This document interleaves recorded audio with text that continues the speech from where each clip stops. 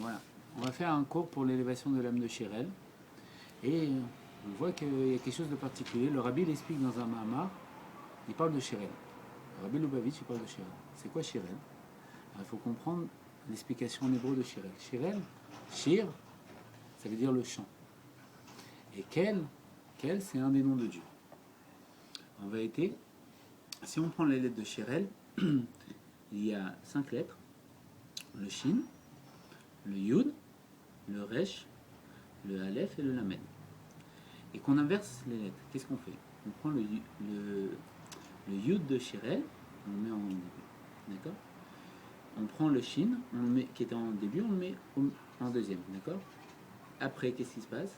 On garde le même ordre. Comment ça se prononce? Israël. C'est-à-dire que le nom de Shirel, dans le nom de Shirel, il y a les mêmes lettres qu'Israël. On sait très bien c'est qu'Israël. Donc de là, on comprend pourquoi le rabbi explique le nom de Shirel. Israël, c'est quoi? Israël, ça veut dire, en réalité, on sait très bien, ça fait référence à la terre d'Israël. Comme il y a une terre d'Israël, parce que c'est expliqué que nous, en vérité, on a un microcosmos. Comme on est matériellement, il y a marqué dans le Tanya, même Aleph, 41, Bishvili Nivrat Olam, pour moi, le monde a été créé. C'est-à-dire quoi?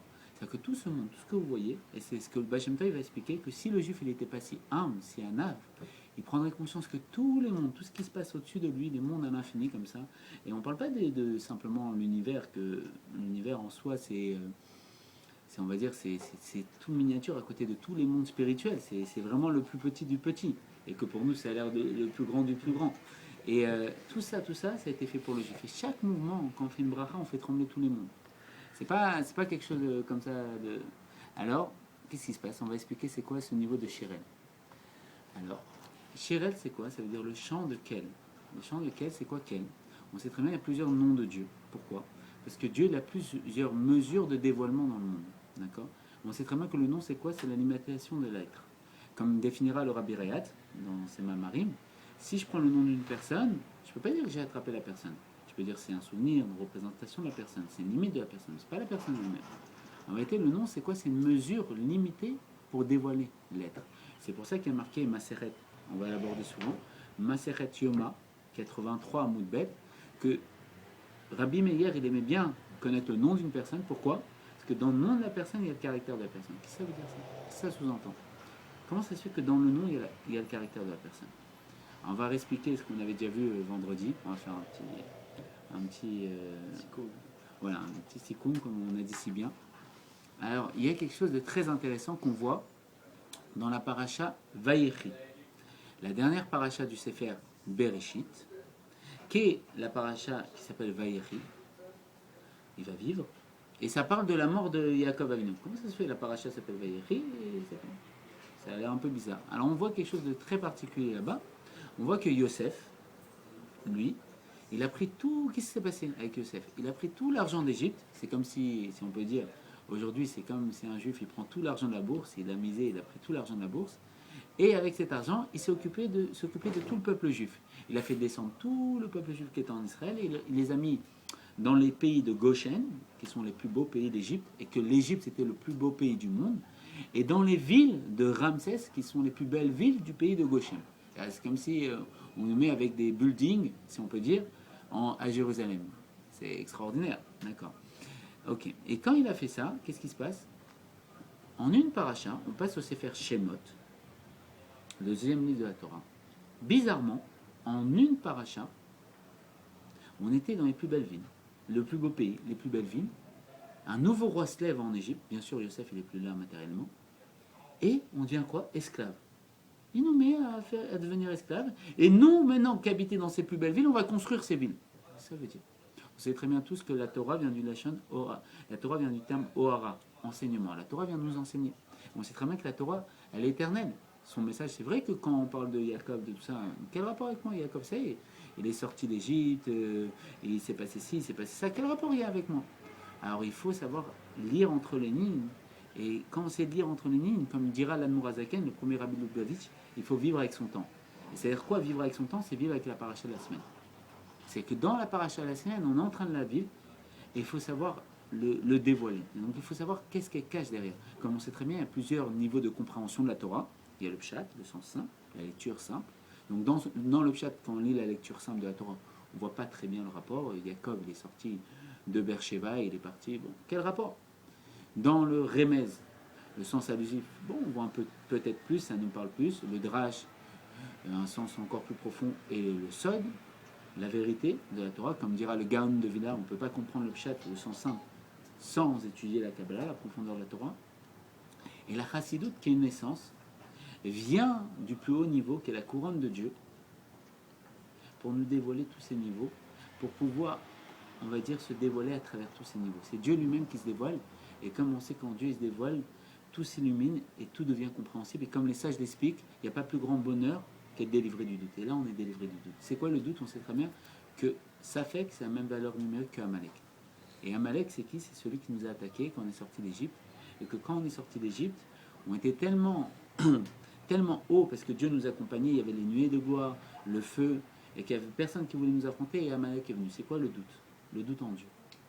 Ça arrive qu'on vient à un cours, à un très bon cours, tous mes amis, ils sont là, et je vais au cours, et quand je vais au cours, je dis, ah c'est ça, je vois, c'est Dieu, et ça brûle dans mon cœur. Ah mais c'était ça, oui, j'ai Dieu, et là je veux tout arrêter, tout ce que je sais. Ah c'est Dieu à 100%. Et d'un coup, qu'est-ce qui se passe? On était chaud comme un feu qui... Et on sait très bien, c'est quoi l'image du feu? Tout ce qui vient matériellement découle du spirituel. C'est quoi le feu? Quand on met vers le bas, le feu, il veut remonter toujours vers sa source. Qui est quoi? Qui est sous la lune, cette source. Et donc on était comme un feu, il n'y a rien qui pouvait nous éteindre. Et on voulait remonter vers Dieu. Et là, il y a un moment, il vient quelqu'un, qui s'appelle Amalek, le doute, et nous fait douter. Attends, mais t'es trop chaud, toi. Calme-toi. Attends, il y a le monde, ouais, tu veux faire yeshiva et tout, mais calme-toi, tout le monde.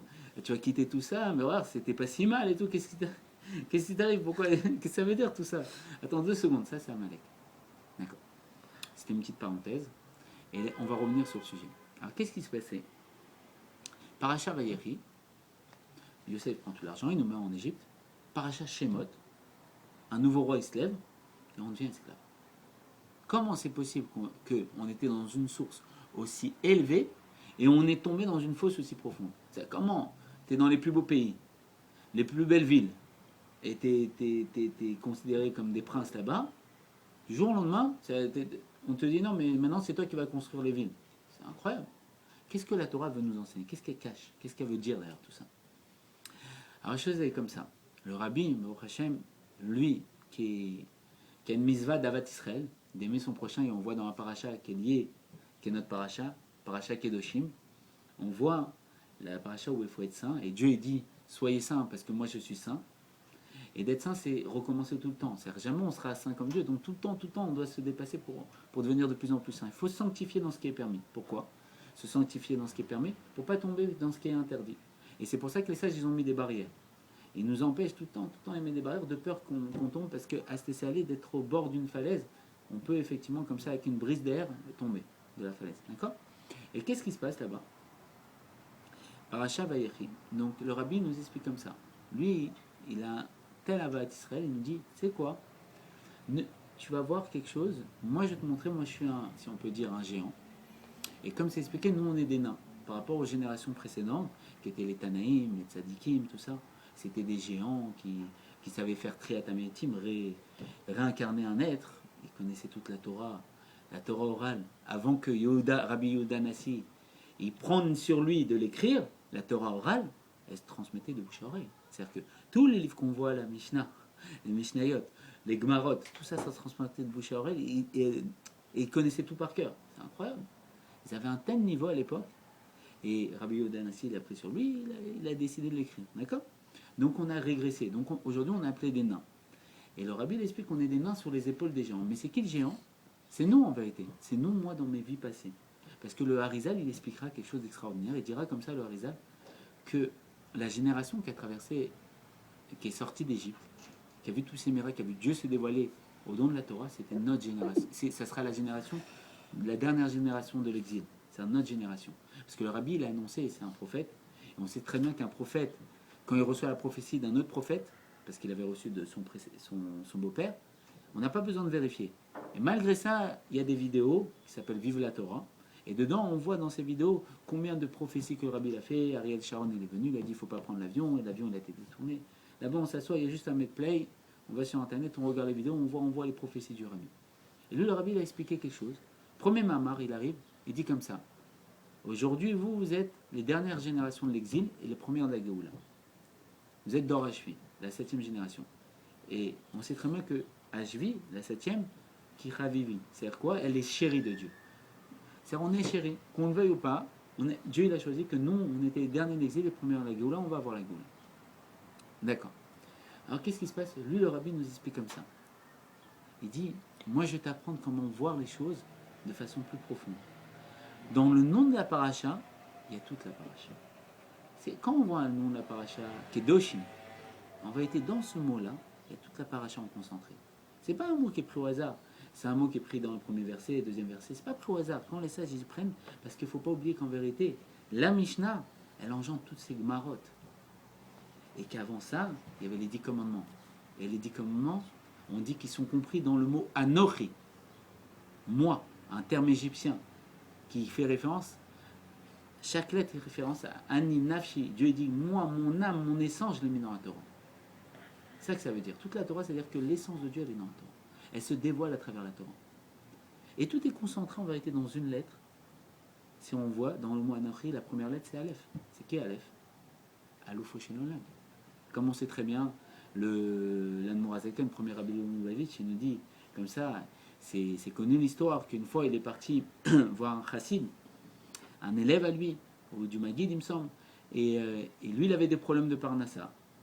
Et l'Admorazaken, il ne parlait pas, il chantait tout le temps. Et il est venu le voir en chantant, il lui a dit, toi, tu as des problèmes de Parnassa, et moi, j'ai la mise.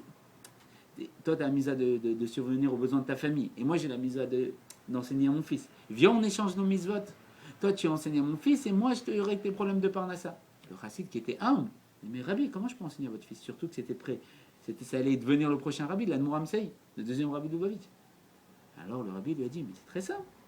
Aleph, tu lui enseignes la première lettre de l'alphabet. Aleph, c'est la première lettre de l'alphabet. Mais aussi, Aleph, on sait très bien que dans la Torah, chaque lettre a une valeur numérique. Elle a une valeur numérique 1. Mais il lui dit, tu sais quoi? Le Aleph, c'est pas simplement ça. Le Aleph, on voit quoi? C'est un Yud en haut, un Vav au milieu et un Yud en bas. Le Yud en haut fait référence à Dieu, à l'âme divine telle qu'elle est dans sa source céleste, avant de descendre sur terre. Quand on était à côté de Dieu en train de profiter, d'avoir le dévoilement de l'essence de Dieu devant nous, qui se recommençait à chaque instant. Et le Vav, ça fait référence à Torah et Mizot. Le Vav aussi, c'est quoi? C'est Moshe. Et le Yud en bas, c'est quoi? C'est l'âme animale, l'âme qui a attiré vers la matérialité du monde. C'est le juif d'en bas, le Yaakov. Le Yud en haut, ça fait référence à Israël. Le Vav encore Moshe. Le Yud en bas, c'est Yaakov. Et quand on retourne le Aleph, qu'est-ce qu'on voit? On voit un Vav, on voit deux Yud. En vérité, le Vav, c'est qui? C'est Moshe. Et les deux Yud, c'est les deux Luchot que Moshe tient. Les deux 10 commandements. Pourquoi? Parce que lui, Moshe Rabbeinu, il a le secret du Da'at Elyon, de la connaissance d'en haut, qui est quoi? Enon milvado, il n'y a rien d'autre à part Dieu. Et du Da'at Tarton, qui est la connaissance d'en bas, que je vois, le monde il existe, et où les dieux? Je ne le vois pas.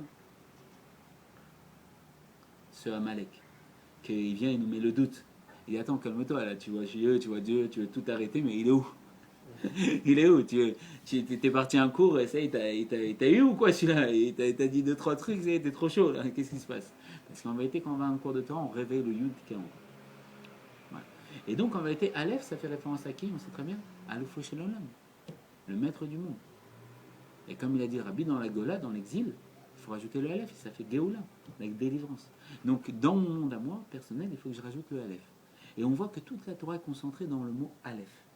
Et quand on comprend comme ça, là, on commence à d'essayer, ouvrir les yeux. Le Rabbi dit, ça dépend d'une personne qui ouvre les yeux et va pouvoir voir Dieu de ses yeux. Mais c'est-à-dire quoi, voir Dieu de ses yeux? On peut voir Dieu? C'est une question qu'on se pose tous. Mais voir en soi, c'est matériel. Je vois quelque chose qui est matériel, mais le matériel, c'est la limite. Mais Dieu, il a marqué qu'il est illimité, donc je ne peux pas le voir. En vérité, on va voir quoi? On va voir qu'il n'y a rien d'autre à part Dieu. Ça, voir Dieu. Comme il a marqué au Beit Hamidash, il voyait quoi? Qu'il n'y avait rien d'autre à part Dieu. Comment on peut voir Dieu? C'est voir qu'il n'y a rien d'autre à part lui, voir que tout est Dieu. Et ça, la Chassidut, elle est venue pour nous montrer ça. Comment? En dévoilant qu'est-ce qui se cache à travers chaque chose, par le secret des lettres de la Torah, par le secret des enseignements de la Chassidut, et de toutes les explications de la profondeur de la Torah. Grâce à tout ça, et elle va nous ouvrir les yeux et nous faire voir qu'il n'y a rien d'autre à part Dieu. Donc, le rabbi vient et nous dit comme ça. Dans le nom de la paracha et toute la paracha, c'est pas que lui qui dit, c'est les sages qui les expliquent. Et le rabbi vient nous ramener. Et comme le Rachel l'expliquera, il y en a un qui parle pour la génération. Il y a un Moshe dans chaque génération. Le rabbi, c'est le Moshe de la génération. Et il est venu nous parler pour nous expliquer les choses. Et c'est nous qui avons choisi qui est un Moshe. Quand Dieu s'est venu se dévoiler au Mont Sinaï, qu'est-ce qui s'est passé? On a dit non, il nous a parlé, premier commandement, on est mort. Après, il a fait une rosée, il a fait Triat Ametim. Il nous a dit, le deuxième commandement, l'autre, on est mort. Après, il a refait Triat Ametim. Et après, on a dit, tu sais quoi, Moshe, c'est bon, stop. Tu peux parler avec lui. On n'arrive pas. Et on n'arrive pas. Et donc, on a pris Moshe comme intermédiaire. Et donc, Moshe, Dieu est pas à travers Moshe. Et comme le rabbi l'expliquera dans un très bon Dvar Malchut, Moshe, ça s'écrit Mem, Shin, E. Et à l'envers, ça s'écrit E, Shin, Mem. Comment ça se prononce E, Shin, Mem? Quelqu'un ici? Hachem. Tous les gens ont dit Hachem, écoute-moi. À l'envers, ça fait Moshe. Parce que lui, il a le secret de la connaissance d'en bas et de la connaissance d'en haut. Et lui, c'est le Memutsa, l'intermédiaire. Parce que tout est fait d'intermédiaire. Un exemple très simple. On explique comme ça que du minéral, il y a 4 éléments fondamentaux dans le monde, du minéral au végétal, l'intermédiaire de la pierre à la plante, c'est quoi l'intermédiaire? C'est l'eau. Parce qu'elle a les deux états en elle. Autant au minéral, elle est immobile, et autant elle peut s'élever à travers l'eau. À travers le végétaux, elle s'intègre dans le végétaux et elle lui permet de s'élever. Et comme on sait, En Maïm est la Torah. La Torah, c'est l'eau, c'est le plaisir, et donc elle s'intègre dans tout. Et si on n'a pas d'eau, on ne peut pas vivre. Et après, il y a l'intermédiaire entre la plante et l'animal, c'est quoi? Plante carnivore. Plante carnivore, exactement. Comme c'est expliqué que quand il y a eu la plaie en Égypte, il y a une petite plante comme ça qu'on voit plus souvent. C'était comme un petit chien comme ça. Il est venu avec sa bouche, quand tous les animaux sauvages sont partis en Égypte, il est venu comme ça. Mais aujourd'hui, on ne la voit plus trop, mais il y a la plante carnivore qui fait l'exemple d'intermédiaire. Et entre l'animal et l'humain, le singe, comme Darwin il l'a expliqué. Il a expliqué que Darwin, nous, on était des singes et on est devenus des animaux. Non, en vérité, c'est un intermédiaire. Parce qu'en vérité, d'abord, il y avait l'essence de Dieu, et on va finir l'intermédiaire. Et après, entre l'homme, entre le singe, entre l'homme et le juif, il y a un intermédiaire qui est quoi? Le guerre, le converti. Et Dieu, en vérité, dans son essence, il a voilé son essence, qui était quoi? Une âme divine, une partie de Dieu, c'est Dieu lui-même, et c'est voilé, voilé, voilé. Et il y a plusieurs stades de voilement. Ça s'appelle les Tsimsumim. Quand Dieu il a créé le monde, il a fait un Tsimsum. C'est quoi? Il y avait la lumière infinie de Dieu. Et comme il y avait la lumière infinie de Dieu, si je vois la lumière infinie de Dieu, je vois que tout est Dieu, ben je ne peux pas exister. Dieu, il a caché sa lumière, si on peut dire. Il l'a voilée. Il y a plusieurs avis. Il y en a qui disent qu'il a retiré et qu'elle a laissé une place pour les mondes. Et nous, la Chassidoute, on va dire non, il a voilé. Il est toujours dans les mondes. Pourquoi? Parce que le monde, c'est son endroit. En vérité, on est tous dans Dieu. On est dans la pensée de Dieu, dans l'intimité de Dieu. Et qu'est-ce qui se passe? Il a voilé cet état jusqu'à devenir d'une âme divine, devenir une âme intellectuelle, devenir une âme animale, qui est grossier pour une âme, c'est-à-dire d'être animal, et petit à petit jusqu'à devenir l'animal lui-même, le végétaux.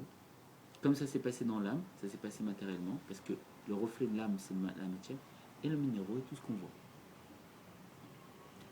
Et donc le rabbi nous explique comme ça. Dans le nom de la paracha, il y a toute la paracha. Le rabbi nous dit, dans le nom du Sefer, il y a tout le Sefer. C'est quoi le Sefer Bereshit? Bereshit, on sait très bien, c'est quoi? Bet Reshit. 2 commencements. Et Rachid nous explique, c'est quoi les 2 commencements? Premier commencement, c'était le peuple juif. Pourquoi Dieu il a créé le monde? Pour le peuple juif. Deuxième commencement, la Torah. Et en vérité, Bet, c'est le début de la pluralité. C'est-à-dire quoi, Bet? Une infinité de commencements. Et on voit que tout le Sefer Bereshit, c'est quoi? C'est une infinité de commencements. La preuve, c'est quoi? On voit Adam Arishon, la création du monde, Adam Arishon, Noah, que des recommencements. En vérité, ça fait référence quoi? À notre âme divine, quand elle était dans la proximité avec Dieu, elle n'avait pas de nom, elle n'avait pas de limitation, elle pouvait recommencer sa vie à chaque instant, vu que c'était une partie de Dieu. Elle pouvait devenir Adam Arishon, elle pouvait devenir Avraham Avinu, elle pouvait devenir Noah, elle pouvait devenir toutes choses. Donc c'est un lien d'infini, d'illimité. Elle pouvait se recommencer. Et comme dira le Rav Périmon, qu'on aime beaucoup, comment on peut lire aussi Bereshit? Berosh Yidbaré. Par sa tête, il se crée. Avec sa tête, il se recrée. Parce qu'avec la tête, on se recrée. L'exemple type de ça, c'est quelqu'un qui va dans un endroit, dans une usine qu'il n'a jamais connue, il va pour travailler, il ne connaît pas tous ces boutons, il ne connaît pas tout ce système. Et on va lui expliquer et il va tout apprendre. Pareil, avec sa tête, il se crée, il change, il évolue. Et on évolue pourquoi? Pour retourner vers notre perfection. Comme dira l'Admorazaken, le premier verset du Tanya, c'est qui Karov Elecha, car la chose elle est proche de toi. Et Karov, c'est la même valeur numérique que Shuv.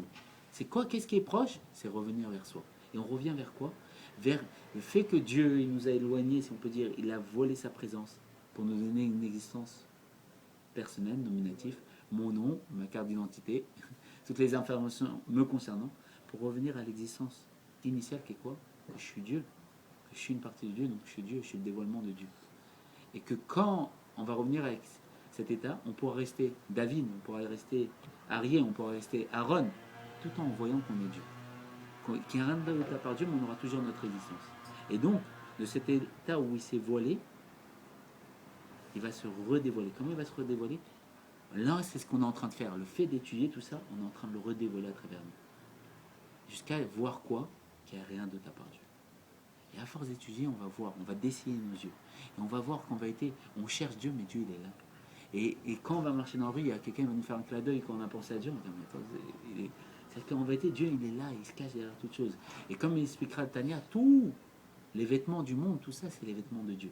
Et Dieu, il va enlever ses vêtements. C'est comme, il y a marqué que Dieu, il a mis un grand talit sur le monde pour cacher sa lumière. Et il va enlever le talit. On va voir qu'il n'y a rien d'autre à part Dieu. On va voir son dévoilement. Et donc, le Sefer Bereshit, comme on explique, il parle d'une infinité de possibilités de recommencement, l'âme divine telle qu'elle était dans sa source. Et qu'est-ce qui se passe dans le Sefer Shemot? Sefer Shemot, c'est les noms. Les noms, c'est les comptes. C'est quoi? C'est les limitations, ça fait référence à ce monde. Ce monde, le monde des comptes. On doit dire oh, bah tu me dois dire oh. Non, mais c'est bon, c'est pas. Hein, tu me dois dire oh.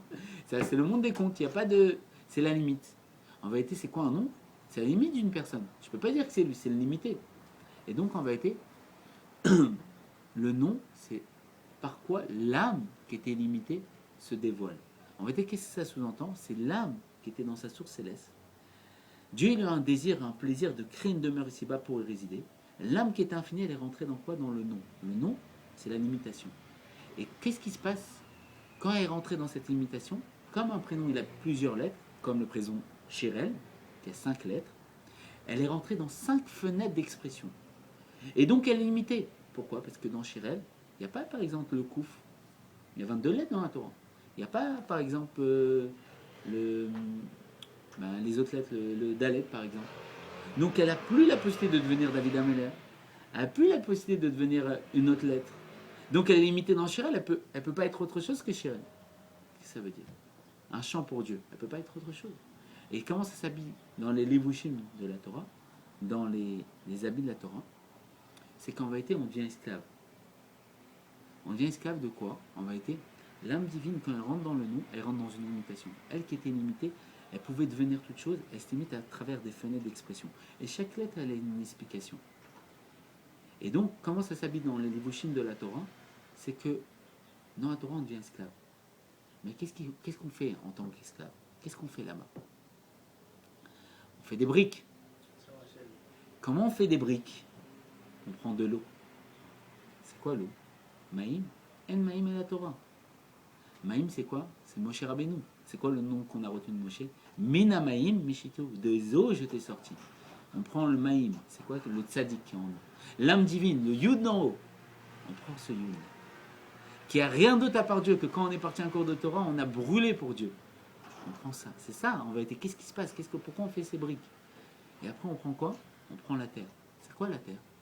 Afar. Afar, c'est les mêmes lettres que Paro. Pharaon. C'est quoi Pharaon? C'est le roi de l'exil, le roi de la limite. C'est qui? C'est mon corps. Mon corps, mes plaisirs pour le monde. Le fait que j'ai envie de faire ci, j'ai envie de faire ça, j'ai envie de faire ce que j'ai envie. L'âme animale qui est attirée par la matérialité du monde. L'âme limitée. On prend les deux. Et qu'est-ce qu'on fait? Comment on fait une brique? Il faut faire avec le feu, il faut les brûler. Il faut les combiner ensemble. Et qu'est-ce qui se passe? À ce moment-là, on fait une brique. En vérité, tout ça, tout ce qu'on vient de voir, Maïm, Afar et Esh, le feu, c'est la valeur numérique de Shemot. Les noms pluriels. Pourquoi les noms au pluriel? Parce qu'on sait très bien que tous les noms qu'il y a dans le Sefer Torah, c'est les noms de Dieu. Et on est en train de faire, et c'est quoi la maison de Dieu? On sait très bien que s'il manque une seule lettre dans un Sefer Torah, le Sefer Torah n'est pas caché. Et chaque lettre qu'il y a dans le Sefer Torah, nous on a une mitzvah d'avoir un Sefer Torah. Et dit le Rambam. Et comme aujourd'hui on ne peut pas écrire un Sefer Torah, ça coûte beaucoup d'argent. Alors on a une mitzvah d'acheter une lettre dans le Sefer Torah. Pourquoi? Parce qu'on est tous une lettre dans le Sefer Torah. On est tous un nom de Dieu. On est tous Dieu limité dans le monde. Et qu'est-ce qui se passe? Donc c'est quoi ces noms au pluriel? En vérité, quand on fait une mitzvah, le Baal Shem Tov, il explique que ça vient du terme Safta en araméen. C'est quoi Safta? C'est un lien. Quand on fait une mitzvah, on crée un lien avec Dieu. Et donc, comme on crée un lien avec Dieu, qu'est-ce qui se passe? On va donner un exemple très simple. C'est comme la Wi-Fi. Oui, c'est énormément d'actualité. Qu'est-ce qui se passe? Si je suis enfermé dans la forêt et que je n'ai pas la Wi-Fi sur mon téléphone, est-ce que je peux capter Internet? Je ne peux pas capter Internet. En vérité, quand j'appelle SFR et que je demande qu'ils me mettent la Wi-Fi, qu'est-ce qui se passe? Je capte Internet après. J'ai fait un lien, j'ai payé, j'ai fait ceci, Pareil, spirituellement, il y a la même chose. Pour capter Dieu, pour dévoiler qu'il n'y a rien d'autre à part Dieu, Dieu il a mis un système qui s'appelle Torah et Mitzvot. Quand je fais une mitzvah, qu'est-ce qui se passe à ce moment-là? Je fais un lien avec Dieu, je donne à Dieu la possibilité de se dévoiler. Mais Dieu, c'est quoi? On a dit, il est limité. Et moi, je suis la limite. Donc, je suis en train de prendre l'eau, qui est limitée, et moi, qui suis la terre, la limite, et les combiner. Et c'est quoi le feu? C'est le feu de la Torah. La Torah, elle est appelée un feu dévorant. Et c'est quoi le feu dévorant de la Torah? C'est la profondeur de la Torah. Et à ce moment-là, je suis une brique. C'est quoi? C'est un nouveau nom. Comment on voit ça? C'est que chaque lettre est s'ouvre. Dans le mot Shin, parce qu'on va analyser le mot Shirel, le chant de Dieu, Shin, ça s'écrit Shin, Yud, Nun. Quand on fait une mitzvah, il y a deux façons de faire une mitzvah. Il y a la façon simple, qui est faire la mitzvah, j'ai mis les tefilines, j'ai fait la mitzvah. Mais est-ce que mon cœur, il était dans le fait de mettre les tefilines? Je pouvais mettre les tefilines, être au téléphone en même temps. Allô, ouais, qu'est-ce que... Mais il y a une autre façon de faire la mitzvah. Faire la mitzvah avec Kavana. Quand on fait la mitzvah pour deux simples, tout simplement, Dieu nous donne une lettre. Mais quand on fait la mitzvah avec Kavana, avec intention, Dieu nous donne les deux lettres, voire une infinité de possibilités de lettres. Parce que plus on met d'intention, plus on dévoile les lettres. Et quand on fait la mitzvah, on ouvre dans le Shin, le Yud et le Nun. Petit à petit, avec le Nun, on peut ouvrir le Vav.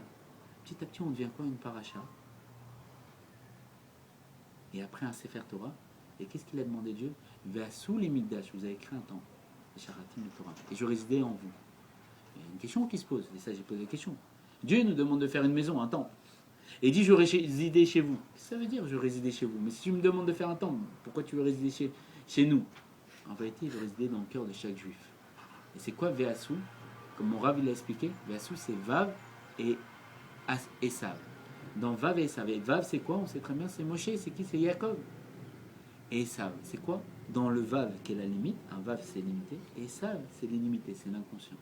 Il était comme un fou pour le plaisir du monde. Cette folie, elle sera pour l'Akdusha.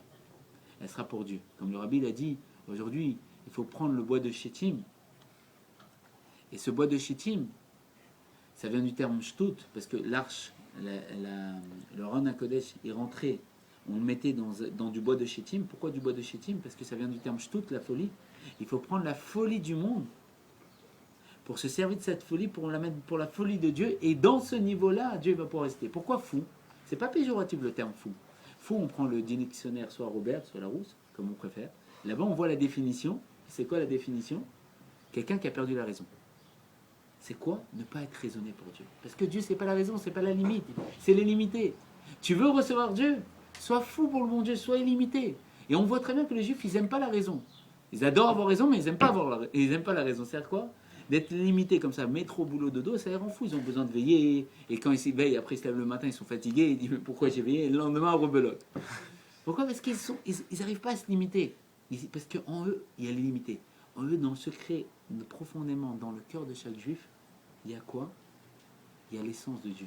Comme on sait que le troisième Beth Amikdash il sera en Barzel, c'est quoi Barzel? C'est Le fer, exactement. Et il y a marqué que le troisième Beth Amikdash sera en Barzel. C'est bizarre, pourquoi?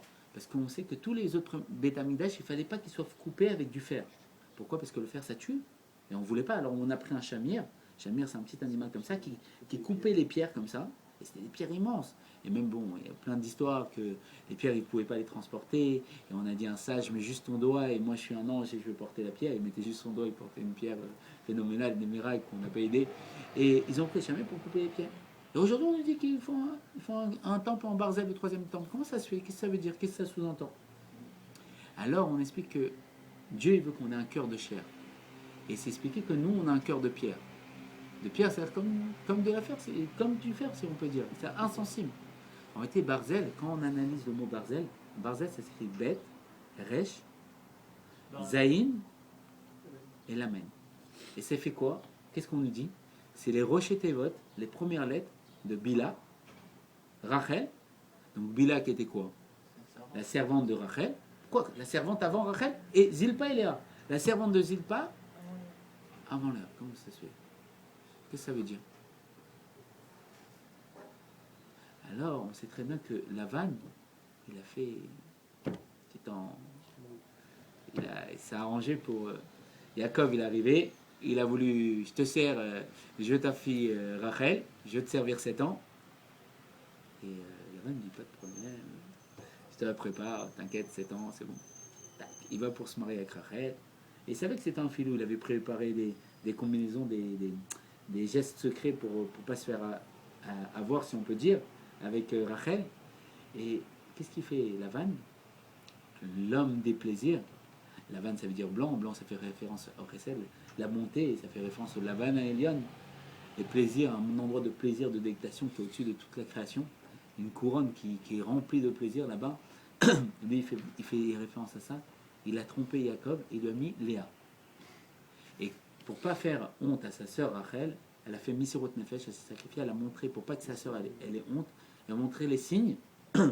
Et elle a fait les signes. Et après, quand il a vu qu'il s'est fait, si on peut dire, tromper, il a dit, mais comment tu as pu me faire ça? Et bon, il a dit, alors resserre-moi 7 ans et tu auras Rachel. Mais comment il l'a trompé aussi? On sait très bien que normalement, Zilpa, elle devait être pour Rachel. Pourquoi? Parce que c'était la plus petite des servantes. Et normalement, Bila devait être pour Léa. Pourquoi? Parce que c'était la plus grande. Et normalement, tu ne peux pas donner la plus petite la plus grande des serres. Chacun, c'est la plus grande. C'était Léa, elle devait avoir Bila. Et Rachel, elle devait avoir Zilpa. Et donc, il a inversé. C'est pour ça que dans Barzel, en vérité, la réparation, elle a été faite. C'est quoi la réparation? C'est que Rachel et Zilpa, ils sont au milieu. Et normalement, Zilpa, ça devait être effectivement la servante de Rachel. Et qu'est-ce que ça fait? Le mot, ça fait Raz, le secret. Et c'est quoi le secret? C'est que dans le cœur du juif, le Baal Shem Tov nous a révélé que Raz, le secret, c'est la même valeur numérique que Or, la lumière. Dans le cœur du juif, il y a la lumière. Et la lumière, c'est Ensof, c'est l'infini. Il y a l'infini de Dieu. Et qu'est-ce qui reste derrière? Bila et Léa. Et Bila et Léa, ça devait être sa servante, ça fait lève. Dans le lève du juif, il y a le Raz, il y a le secret, qui est quoi? La lumière infinie de Dieu. Et là, c'est quoi? Le temple de Dieu, c'est que dans mon cœur, il y a l'essence de Dieu, la lumière infinie. L'infini de Dieu, il est dans mon cœur. Il attend qu'une chose, c'est que je le révèle. Et aujourd'hui, on doit le révéler. Et c'est pour ça que, en faisant Torah Mitzvot, on va débloquer les lettres, et Dieu il va dévoiler son infini dans notre cœur. Et pourquoi? Parce que l'essence de Dieu, elle va se dévoiler dans le cœur de chaque juif. Parce que le juif, c'est la limitation de Dieu. Et l'essence de Dieu se cache dans le cœur de chaque juif. Et donc, de là, on comprend quelque chose. On comprend qu'à chaque Misa, on crée, on ouvre les lettres, et on fait petit à petit une paracha, après un Sefer Torah, et on devient un temple pour Dieu, et Dieu réside dans notre cœur. D'accord. Et donc, alors on va expliquer le prénom Shirel. Parce que c'est expliqué que chaque lettre a une explication. Le Shin, ça fait référence à quoi? Le Shin, l'explication du Shin, ça fait référence au patriarche. Le Zohar, il nous explique, c'est quoi un Shin? C'est comme un candélabre, comme la menorah dans le temple, qui brûlait et qui éclairait l'extérieur. Et que Aaron à Cohen, il venait l'allumer. Et donc le Shin, la branche droite fait référence à Avraham Avinu. L'âme générale du côté droit, l'âme générale de la bonté, que dans Adam Arishon, il y avait toutes les âmes qui étaient comprises, et que Avraham Avinu fait référence à quoi? Au bras droit, qui était l'âme générale du côté droit de toutes les âmes de bonté. Le côté gauche du Shin, ça fait référence à l'âme du côté gauche, qui était qui? Israq Avinu. Israq Avinu, qui fait référence à l'âme générale de toutes les âmes de la rigueur. Et le buste, ça fait référence à qui? Yaakov, qui est appelé la Rachamim, la miséricorde, qui arrive à faire en sorte de mélanger la bonté, qui n'est pas trop de bonté, comme on sait très bien. Abraham, il y a eu trop de bonté, et le mauvais côté de la bonté, c'était qui? Ishmaël. Ishmaël, qu'est-ce qu'il faisait, Ishmaël? Il y a marqué qu'il faisait aussi, il recevait les invités. Mais lui, à l'inverse, qu'est-ce qu'il faisait? C'était quoi le mauvais côté de la bonté? C'est qu'il disait à ses invités, après les avoir servis et tout, maintenant allez avec ma femme. Ça, c'était le mauvais côté de la bonté. Et quand on lui dit, mais ça veut rien dire, qu'est-ce que tu es en train de faire, Ishmael? Il faut être bon. Mon père, il était bon. C'était le mauvais côté de la bonté, c'était l'extrême. C'était, comme on dit, peace and love. C'était, voilà, c'était la bonté à l'extrême. Israël, le mauvais côté de Israël, on sait très bien qu'ils n'ont pas fait de couche intègre, c'était quoi? Esav. Le mauvais côté de la rigueur, qui était un brigand, qui allait, qui volait tout le monde, qui prenait les femmes, qui faisait, voilà. Et celui qui a fait 12 tribus, c'était Jacob. Le buste, le milieu, l'équilibre entre les deux. Et c'est pour ça qu'on a appelé les Bnei Yaakov, le Bnei Israël. Et en vérité, ils vont nous expliquer qu'il y a 3 mains. Et que le buste, c'est une des mains. Alors comment ça, c'est une main? Alors l'exemple en Kabbalah, en profondeur de la Torah, est très simple. C'est que quand je lève quelque chose qui est lourd, je le lève du bras droit. Quand c'est très lourd, je vais me servir du bras gauche. Et que quand c'est encore très lourd, je vais m'aider du buste. Donc c'est appelé la troisième main, la main Chazaka. Ayat Chazaka, la main forte. Et c'est d'une main forte que Dieu est venu nous sortir d'Égypte. Et donc ces 3 branches font référence aux 3 patriarches. C'est quoi, patriarche? C'est la source. En réalité, le Shin, le Shirel, ça fait référence à la source de toutes les âmes. Elle venait de ce niveau qui était le Shin, qui était la source, qui était les 3 caves, les 3 lignes de Avram, qui était la bonté, la rigueur. Et comme on sait tous les jours, qu'est-ce qu'on fait? On prend le bras droit, et qu'est-ce qu'on fait? On attache le bras gauche. En réalité, on fait quoi? Qu'est-ce qu'il a fait Avram? Il a fait la Hakeda d'Israël. Tous les jours qu'on met les tefilin, Dieu il nous demande de refaire la Hakeda d'Israël, d'attacher le bras gauche. C'est ça que ça sous-entend. Que la bonté avait attaché la rigueur. Et donc, cette source de toutes les âmes qui fait référence à l'être Shin, l'explication de l'être Shin, c'est comme un feu qui brûle, qui retourne vers sa source. C'est quoi la source? C'est les 3 patriarches. La source de toutes les âmes juives, qui sont Avraham, Israël et Jacob, nos patriarches. Et donc l'explication de l'être Shin, c'est ça. C'était une compréhension intellectuelle à l'infini, qui était l'âme divine telle qu'elle était dans sa source, qui se recommençait à l'infini. Et le Yud, on sait c'est quoi? Le Yud, c'est le Yehudi, le juif. C'est que Dieu, il a marqué que Dieu, il a eu un désir d'avoir une demeure ici-bas. Et le désir, c'était quoi? L'Admorazakan, il expliquera dans un Mahamar que sur un désir, on ne pose pas de question. Quand on a un plaisir, on a un désir. Pourquoi tu as un désir? Je ne sais pas, j'ai envie. Pourquoi tu aimes le chocolat? On dit à un enfant, il dit Kara, j'aime le chocolat. C'est pas pourquoi. Pourquoi j'aime telle chose? Je ne sais pas, c'est mon désir, c'est mon plaisir. Et le Rabbi Rayat, le Rabbi Rachab, il expliquera que oui, dans un désir, il y a une réponse. C'est quoi? C'est qu'avant le désir, il y a une pensée. C'est qu'avant d'aimer, j'ai pensé au chocolat. Qu'est-ce qu'il a pensé? Il a pensé à quoi? Dieu. Il a pensé au Yud. C'est quoi le Yud? Le Yehudi, le juif. Et ça, c'est Shin, Yud. Et Yud, ça fait référence, l'explication du terme Yud, c'est le bitoul, parce que c'est un petit point, et c'est un point d'infini. Le juif, c'est un point, un petit point dans le monde, un petit point. Il est éparpillé dans le monde. Mais quand il est dans un petit endroit, on parle que de lui.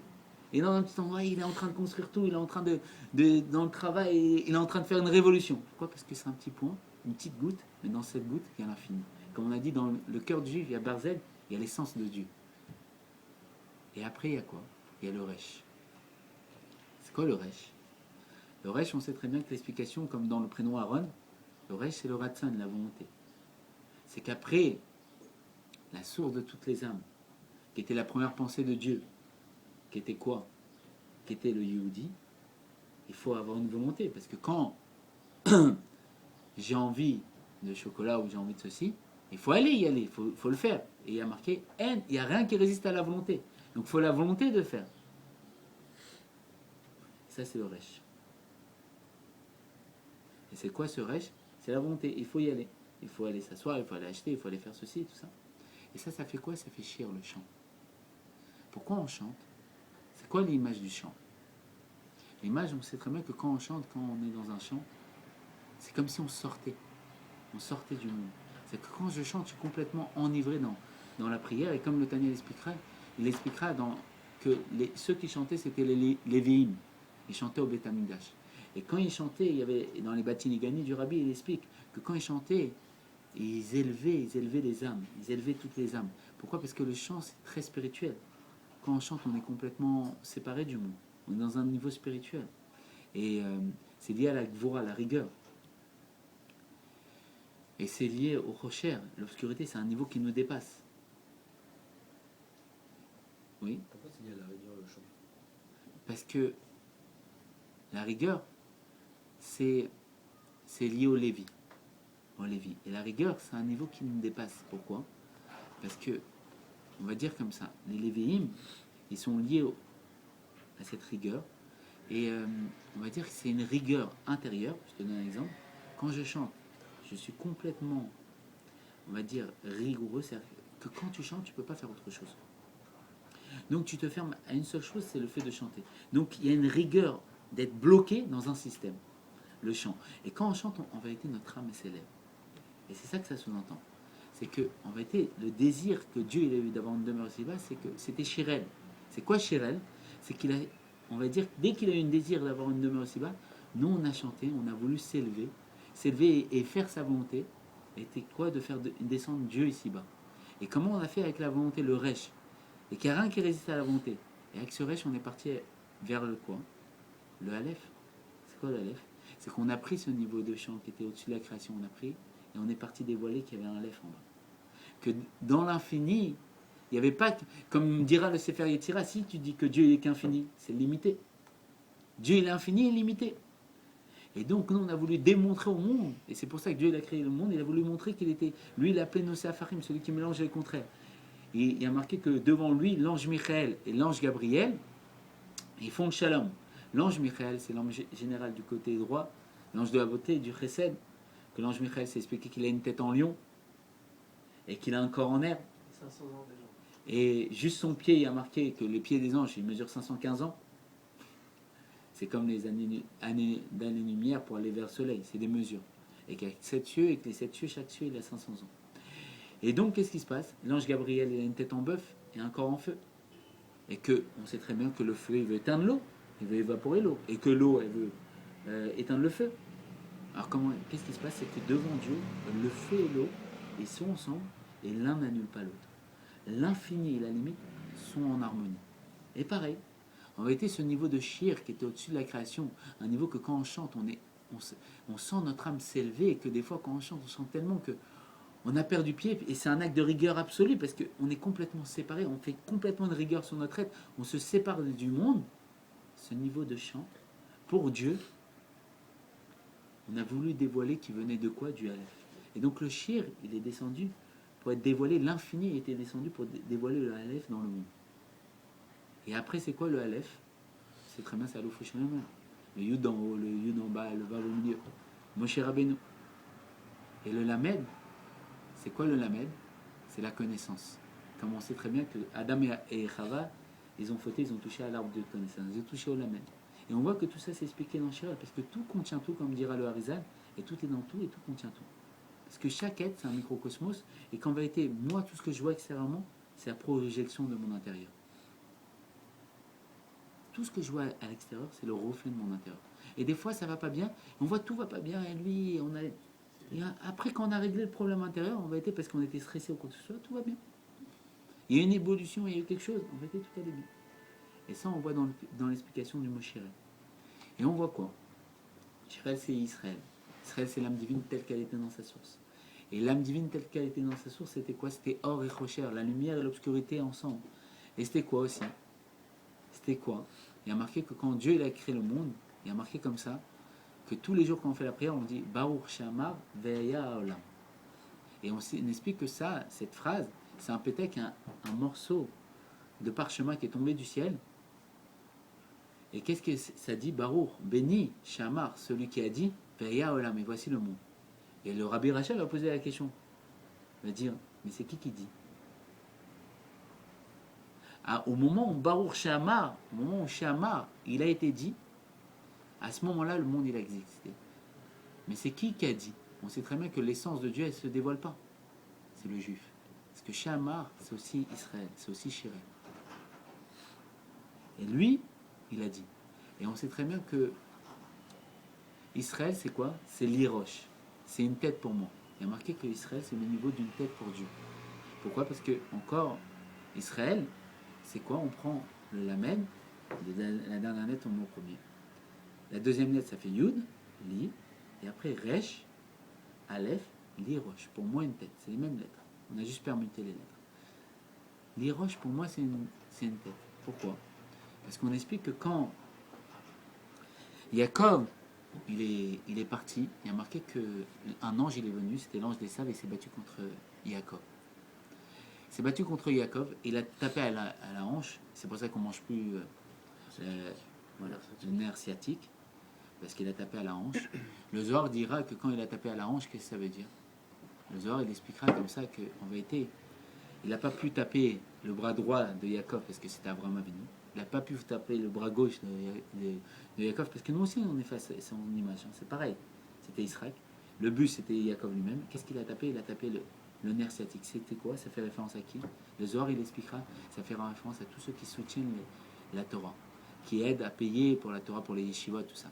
C'est pour ça que dès qu'ils aident, bizarrement, ils ont des descentes comme ça, et après ils arrêtent, je peux plus et tout, tac, ils remontent. C'est pour ça, il a tapé ce niveau-là. Et ça, il a tapé ce niveau-là, c'est que quand il nous aidait, il y avait une chute. Et donc, c'était l'ange des sables. Et qu'est-ce qui s'est passé? Quand Yaakov, et il n'y a que Yaakov qui peut se battre contre un ange et gagner, il a gagné. C'est quoi un ange? On sait très bien qu'un ange, ça fait référence à Elohim. L'ange, il porte le même prénom que son envoyé, Malach. Il porte le nom de son envoyé qui est quoi? Elohim. Elohim, on sait très bien que c'est la même valeur numérique que Ateva, la nature. C'est Dieu habillé dans la nature. Dieu habillé dans la limite, dans le conte. Et c'est quoi Elohim? C'est Miélé. C'est qui sont ceux-là? C'est quoi? C'est les limites. Il y a une chaise, il y a plusieurs noms, il y a une limite, il y a Aaron, il y a Eliaou, il y a Arié, il y a Shmuel, tout ça. Toutes ces limites, c'est quoi? C'est Dieu qui s'habille dans la limite. Et donc, lui, l'ange de la limite, qui était l'ange des sables, il s'est battu contre Yaakov. Yaakov, c'est quoi? C'est Yud et Kev. Le Yud qui est descendu dans le Kev, dans le talon. Et comme c'est expliqué, qu'il n'y a pas plus bas que le talon, et le talon, ça fait référence à l'ange de la mort. Et le talon, c'est la partie la moins sensible du corps. Comme dira le Rabbi Rayat, si on doit mettre quelque chose en premier dans l'eau bouillante, on ne va pas mettre notre tête, on va mettre le talon. Et donc le Yud est descendu là-bas. Et qu'est-ce qui s'est passé? Il s'est battu contre le talon. Le talon, il s'est battu contre la limite. Et il s'est battu avec le talon. C'est quoi le talon? Esav. Esav, c'est quoi? C'est le talon. Comment on appelle Yaakov? C'est Yud et Kev. Il a attrapé. Qu'est-ce qu'il faisait Yaakov? Il a attrapé le talon d'Esav quand il est sorti. Il s'est battu contre le talon, qui était quoi? La limite. Pour dévoiler dans la limite l'illimité. Et qu'est-ce qui s'est passé? Il a battu l'ange. Il a battu la limite. Et qu'est-ce qu'il lui a dit l'ange? En vérité, c'est nous. Quand on fait Torah Mizot, qu'est-ce qui se passe? On doit se battre avec une partie de nous qui est la limite, qui est le fait d'être attiré vers le monde, vers la matérialité du monde. Et on doit se battre. Et c'est pas évident. Et on se bat, on se bat. Et à un moment, la limite, elle nous appelle quoi? Comment? Elle nous appelle Israël, fort devant Dieu. Fort devant la limite. Toi, tu as dévoilé l'inimité dans la limite. Mais c'est pour ça que l'enseignement qui s'est battu avec l'ange, et qu'il a appelé, pourquoi il a dit bénis-moi, il a appelé Israël? Parce qu'il a fait descendre le niveau d'Israël, qui était l'infini, dans la limite. Et ça, c'est tout le chidouche. Il a fait Dirat Atarton, une maison pour Dieu ici. Et ça, on voit tout ça dans le mont Shirel. Et c'est quoi? Le Tannel, il expliquera que Mohar Shalit Alaled, que la tête, elle doit contrôler le cœur. Pourquoi Dieu nous a fait grand? Il nous a fait droit. Pourquoi il ne nous a pas fait comme les animaux? C'est très bien que les animaux, ils ont la tête au même niveau que le cœur. Pour nous dire que eux, c'est quoi l'enseignement, cette image? Parce que dans une image, il y a tout en concentré. C'est quoi l'enseignement? C'est que eux, leur cœur, ils dirigent leur tête. C'est pour ça que la tête est au même niveau que le cœur. Mais nous, on voit que la tête est au-dessus du cœur. Pour nous dire que nous, comme on peut voir qu'il y a quelque chose qui nous dépasse, notre tête, elle peut diriger le cœur. Et ça, c'est Israël. Mais un juif qui est pas encore Israël, il est Yaakov. Il est le Yud enfermé dans le Kev. Le Yud qui est enfermé dans la limite. Et ça le rend fou. Il veut pas. Alors le rabbi, il vient et nous dit, sois fou, oui, tu as raison. C'est normal, ça te rend fou. Pourquoi? Parce que toi, tu es le Yud qui est enfermé dans la limite. Et toi, dévoile l'illimité dans cette limite. Dévoile qu'il n'y a rien d'autre à part Dieu. Et donc, tu vas sortir de ce niveau de Kev, de talon, de ce niveau d'ange de la mort. Et tu vas dévoiler que tu es quoi? Israël. Une tête pour Dieu. Et donc, à ce moment-là, ta tête, elle va diriger ton cœur. Qu'est-ce qui va se passer quand ta tête, elle va diriger ton cœur? Il y a marqué que quand ma chair va venir, on voit que la tête, elle est grosse et que le cou, il est petit. Qu'est-ce que ça sous-entend? Qu'est-ce que ça cache? C'est quoi cette image? Depuis tout à l'heure, on est en train de parler d'images, on est en train d'expliquer c'est quoi les images. On est en train d'ouvrir les yeux. On est en train de dévoiler comment Dieu nous a créés et savoir qu'est-ce qu'il attend de nous. C'est quoi la tête? C'est quoi le cou? En vérité, le cou, c'est les mêmes lèvres que Oref. Oref, c'est Pharaon. En vérité, la tête, c'est quoi? C'est l'âme divine telle qu'elle était dans sa source. C'est limité. La preuve, c'est que dans ma tête, je peux tout imaginer. Il n'y a pas de problème. Tout ce que tu me dis, je peux l'imaginer. Pourquoi? Parce que dans la tête, il y a quoi Ramédané, la force d'imagination. Je donne un exemple très simple. On imagine tout de suite qu'on est à Jérusalem, au 3e temple, avec tous les tzadikim, on s'y voit. Avec tout le monde qui est revenu, on s'y voit. Pourquoi? Parce que ma tête, elle peut tout imaginer. Elle n'a pas de problème. C'est l'âme divine telle qu'elle était dans sa source. Et le coup, c'est quoi? C'est Oref, c'est Paro. La limite. Qu'est-ce qu'il est parti faire, Moshe? Qu'est-ce qui s'est passé? Moshe, Dieu l'a appelé. À un moment, Dieu nous appelle. Il a appelé le Moshe qui est en nous, l'âme divine qui est en nous. C'est quoi? Comment il l'a appelé? L'âme divine, elle est venue dans un cours. Et il a appelé. Et il a brûlé le juif, comme le buisson ardent qui a brûlé. Il a brûlé pour Dieu. Il a senti qu'on nous parlait de Dieu. Il a senti que c'était pour ça qu'il était sur terre. Il ne savait pas pourquoi il était sur terre. Il a brûlé pour Dieu. Et on lui a dit, Dieu lui a dit, va libérer mon peuple. Et il est parti voir Paro. Il est parti voir, c'est quoi? La nuque, la limite. Il est parti voir la limite qui est en nous. Le fait qu'il a tiré par le monde, le fait qu'il a des plaisirs dans le monde. Et il est parti voir Pharaon et dit, libère mon peuple. Pharaon lui a dit, non, je libère pas ton peuple. Moi, je suis le roi de la limite. On reste limité, on reste dans ce monde. C'est qui ce Dieu? C'est qui celui-là? Moi, je connais pas. Enon Minvadi, il n'y a rien d'autre à part moi. Regarde, ouvre tes yeux ici. Il y a un monde, il faut de l'argent, il faut ceci. Qu'est-ce que tu parles, ton mon Dieu? C'est quoi cette spiritualité? Ouvre tes yeux, réveille-toi. Et qu'est-ce qu'il a fait, Moshe? Il a envoyé les 10 plaies. C'est quoi les 10 plaies? Il a fait pénétrer les 10 forces de l'âme. Les 10 forces de l'âme, comme les 10 commandements, les 10 paroles. Le secret du 10, que Dieu il a voulu créer le monde avec le chiffre 10. Et le 10, c'est quoi? Le Yud. La valeur numérique du 10, c'est Yud. Il a voulu créer le monde pour le Yehudi. Il a fait pénétrer le Yehudi dans quoi? Dans Paro, dans la limite. Et il a brisé le niveau de la nuque. C'est quoi? Chaque plaie, c'était une des forces de l'âme qui est descendue où? Dans le cœur. La preuve, c'est quoi? Il a marqué quoi quand il a mis une plaie? Venitrazek lève Paro. Il a renforcé le cœur de Paro. Pourquoi? Parce qu'il a fait pénétrer l'illimité dans la limite. Dans le barzel, la pierre, la limite. Et il a fait pénétrer. Quand il a fait pénétrer, le cœur, il ne pouvait pas supporter l'illimité. Pourquoi? Lui, il est limité. Et Dieu, il a fait en sorte qu'il supporte. Et après, quand il a fait pénétrer les 10 plaies, qu'est-ce qui s'est passé? Paro dit, c'est bon, repart. Pourquoi? Et qu'est-ce qui se passe à ce moment? On sort d'Égypte. Mitzrayim, ça vient du terme Mitzarim, les limites. On sort des limites, on se délimite. Et on vient au niveau de Béroche, Yitbaré. De sa tête, il se crée. Et à ce moment-là, qu'est-ce qui se passe? Tout ce qu'on pense, on le réalise. Tout ce qu'on imagine, on réalise. On n'a plus de limitation. Et là, c'est ce qu'on est en train de vivre. On doit étudier Torah Mitzvot pour faire pénétrer les 10 forces de l'âme dans le cœur, pour que ma tête, elle fasse en sorte que Moa, ma tête, Shalit Alel, ma tête, elle dirige le cœur. Et pourquoi? Parce que Adam, l'homme, Adam et Elion, il est fait à l'image de Dieu, il ressemble à Dieu. Et donc en vérité, Dieu il a fait l'homme à son image, c'est qu'on est fait à l'image de Dieu. Donc en vérité, on est limité. Comme le Baal Shem Tov qui pouvait tout faire toutes choses, qui pouvait, comme les tzadikim qui pouvaient traverser les murs, ils pouvaient tout faire. Il n'y avait pas de limitation. Nous aussi, on a ce niveau-là. Il faut le dévoiler. Comment on le dévoile? On est des Yaakov. Un Yud qui est descendu dans le Hekev. Les 10 forces de l'âme qui sont dans quoi? Enfermées dans la limite. Et donc on doit faire quoi? On doit se bagarrer avec cette limite. Comment? Avec le matériau de Torah Mitzvot. Et on doit débloquer cette limite. Et quand on fait ça, quand on débloque cette limite, on dévoile l'illimité dans la limite. Et quoi? On redevient quoi? Adam Rishon. Et là, à ce moment-là, Berosh Yitbaré, on crée tout avec la tête. Et on peut tout créer. On n'est plus limité. Et on voit Bijvini Nivrat Haolam. Pour moi, le monde a été créé. Et je peux tout recréer à l'infini. Tout ce qu'on imagine, on peut le recréer. Là, tout de suite, on imagine Moshe Rabbeinu à la sortie d'Égypte, on se téléporte là-bas et on les voit. Comme c'est expliqué que le Baal Shem Tov, quand il a rencontré, quand il y avait marqué que le Maguid de Mezrich, il voulait, il avait 5000 ou 500 questions contre le Baal Shem Tov, et quand il l'a rencontré, il a vu quelqu'un de tout à fait particulier. Que comme les Lituaniens, ceux qui étaient opposés au Baal Shem Tov, ils pensaient que c'était quelqu'un d'assez douteux, qui faisait un peu des miracles à gauche à droite parce qu'il y a des faux Mashiach. Et quand ils sont arrivés, ils ont vu quelqu'un qui dégageait une présence de Dieu, d'où émanait une présence de Dieu qu'ils n'avaient jamais vu ça comme ça. Et quelqu'un qui connaissait la Torah beaucoup plus élevée que tous leurs maîtres. Il a dit, vous, votre Torah, c'est une Torah de la tête, moi, ma Torah, c'est une Torah du cœur. Pourquoi une cœur? Parce que dans le cœur, il y a l'essence de Dieu.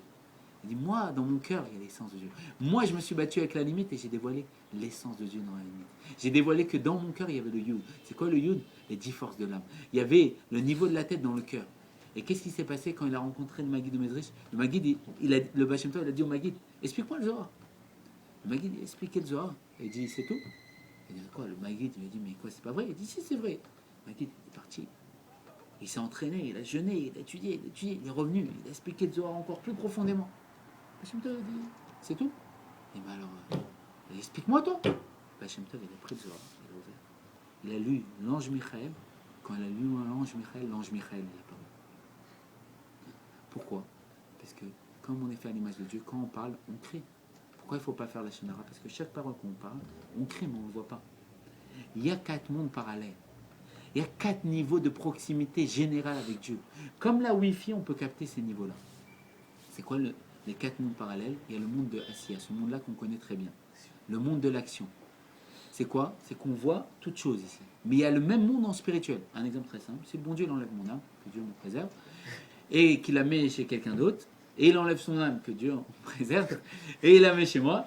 Alors je vais croiser quelqu'un dans la rue, je lui dis ça va, il va me dire ça va, il va croire que c'est moi. Mais je vais aller voir ma mère, elle va me dire mais c'est qui celui-là? Parce que ma mère, elle connaît la vérité, elle connaît ce qu'il y a à l'intérieur. Il y a le spirituel et le matériel dans ce monde. Il y a un monde plus élevé qui s'appelle le monde de Yetzira, où là-bas c'est le monde du Yetzer, de la moitié, la formation exactement. Le monde du dessin, où là-bas, l'âme est déjà dessinée, c'est chez nous le pendant, c'est quoi? C'est le premier niveau fait référence au niveau de Nefesh, l'âme naturelle, le fait de bouger mon bras, tout ça, le fait de m'alimenter. Le deuxième niveau fait référence au roi, l'âme émotionnelle, le fait de ressentir mes goûts et mes couleurs. Dans le monde de roi, là-bas, de Yetzira, toutes les paroles, on les voit. C'est que quand on prie le matin, on dit qu'on atteint tous ces niveaux-là. Quand on prie, on est au début de Dektoret jusqu'à Baruch She'amar, on est dans le monde d'Assiya. Quand on arrive à Baruch She'amar Vaya Olam, on débloque le niveau de Yetzira. Et là, à ce moment-là, l'âme, elle voit que toute notre parole est créée. On dévoile le niveau de roi. C'est pour ça que c'est plein de télim, il faut être enflammé pour Dieu. Il faut être rempli de sentiments pour Dieu. Et dans ce monde-là, si tout de suite on avait fait assez Torah et Mizot, si le Baal Shem Tov il venait, parce que quand je dis le Baal Shem Tov, il apparaît en réalité, mais je ne le vois pas. Parce que Dieu il a caché à nos yeux. Pourquoi? Parce que si on voyait tout ce qu'on pouvait faire, on ne pourrait plus exister. Pourquoi? Parce qu'on verrait qu'il y a un autre milieu, rien d'autre à part Dieu. Alors il faut se construire pour pouvoir supporter ce dévoilement. Et qu'est-ce qui se passe? Dans ce niveau de Yetzira, qu'est-ce qu'on voit? Toutes les paroles écrites. On verrait, là si je dis tout de suite Eretz Israël, on verrait Eretz Israël. Si je parlais les 10 forces de l'âme, on verrait les 10 forces de l'âme. Je parlerais de l'essence de Dieu avant la création, on verrait l'essence de Dieu. On serait projeté comme ça. Comme dans un film, si on peut dire. Toutes nos paroles écrites. Quand on ouvre un livre et on parle des secrets de la Torah, on parle Moshe Rabbeinu, il est sorti d'Égypte, on voit Moshe Rabbeinu qui est sorti d'Égypte. Et plus que ça, quand on le voit, on lui dit, et on peut même lui poser des questions, Moshe, mais qu'est-ce qui s'est passé quand tu es sorti? Et lui, il nous explique la Torah. Et après, quand on monte, on arrive dans Baruch, Yotzeror. À ce moment-là, on arrive dans le monde de Bria. C'est quoi Bria? Le pendant, c'est l'intellect chez l'homme, la Neshama. Et c'est quoi la réflexion? Dans ce monde-là, c'est le monde de la pensée. Comme le Rabbi Lubavitch, que quand il se faisait conduire par son chauffeur, il avait peur de penser. Pourquoi il avait peur de penser? Parce que le Rabbi répondait aux questions avant qu'il pense, avant qu'il lui pose la question. Juste il pensait, le Rabbi lui répondait à la pensée qu'il avait. On peut capter ce monde-là. Avec Torah Mizot, on peut capter le monde de Bria et voir toutes les pensées qui nous entourent. Et voir qu'elle crée, que chaque pensée est créée. Pourquoi? Parce qu'on est divin. On est une partie de Dieu. Et comme Keter Shem Tov, il va dire, que si on a une partie de Dieu, on ne peut pas dire que Dieu il est moins dans la partie. Dieu il est autant dans la partie. Donc il y a l'essence de Dieu en nous. Et quand on va capter un niveau encore plus haut, qui est le niveau de la Hamida, que là-bas on se prosterne, qu'est-ce qui se passe? C'est le niveau d'Atsilut, la partie de Dieu elle-même, Dieu lui-même, l'essence de Dieu dans la limite. Et qu'est-ce qui se passe à ce niveau-là? Là, c'est pas qu'on voit les pensées. Là, on voit que la pensée, comme il y a marqué,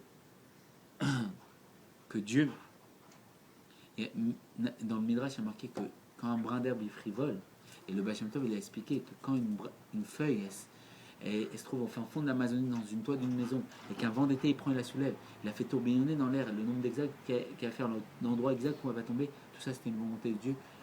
Que Dieu, il avait pensé pendant les 6 jours de la création à cette feuille qui allait s'envoler et le nombre exact de tours qu'elle avait fait. Et ça, on va le voir. Que quand on tape, il y a marqué que ça fait un son, ce son, il n'est pas perdu. Que quand un brin d'herbe est frivole, ça, c'est pas perdu. On va voir tout, du début à la fin. Et on sera dans un niveau où il n'y a pas d'espace-temps. Et ça, quand Mashiach va venir, on va arriver à ce niveau petit à petit. Et ce niveau de Mashiach, on peut le débloquer dès à présent avec Torah et Mizot. Et il y a une histoire qui est marquée dans la Gemara. Il y avait Rabbi Yehoshua ben Pelat, que lui, Rabbi Yehoshua ben Pelat, il était tellement pauvre qu'il n'avait pas de quoi se nourrir. Et qu'une fois, il avait tellement faim, il a mangé de l'ail sauvage, et il s'est évanoui tellement qu'il n'en pouvait plus. Et quand il s'est évanoui, il est arrivé devant Dieu. Il a dit, mais Dieu, je ne comprends pas, tu m'as fait tellement pauvre. Pourquoi je souffre comme ça? C'est pas possible. Tu peux pas, si t'en supplie, faire en sorte que tu refais le monde, et que quand tu refais le monde, tu me fais avec la parnassa. Il a dit, tu peux pas faire en sorte que j'ai la parnassa? Dieu lui a dit, quoi?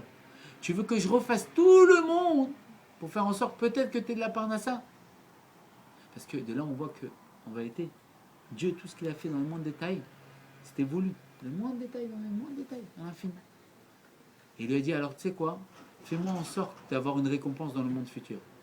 Et quand il lui a dit ça, Dieu lui a mis, si on peut dire, une petite tape avec le doigt sur le visage, et les sages, ils ont vu un rayon de lumière sur son visage.